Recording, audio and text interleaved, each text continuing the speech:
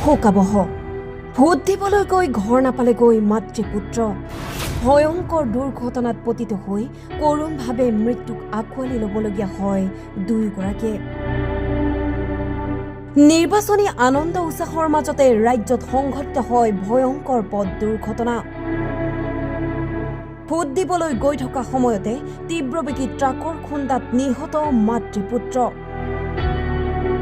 motor চাইকেলেৰে vote কেন্দ্ৰলৈ গৈ আছিল দুয়োগৰাকী সেই সময়তে তীব্ৰবেগী ট্ৰাকে মহতিয়াই নিয়ে মাতৃপুত্ৰক দুৰ্ঘটনা সংঘটিত কৰি এই পলায়ন ট্ৰাক চালকৰ নিহত দুজন বিনোদ টুডু আৰু ফুলমণি বুলি জানিব পৰা গৈছে এই ভয়ংকৰ দুৰ্ঘটনাৰ খবৰ পাই পৰিয়ালৰ মাজত উঠিছে কান্দোনৰ ৰোল সমগ্ৰ অঞ্চল জুৰিতে পৰিছে শোকৰ ছাঁ আৰক্ষী ঘটনাস্থলীত উপস্থিত হৈ এই সমগ্ৰ ঘটনা সন্দৰ্ভত তদন্ত অব্যাহত ৰখা বুলি জানিব পৰা গৈছে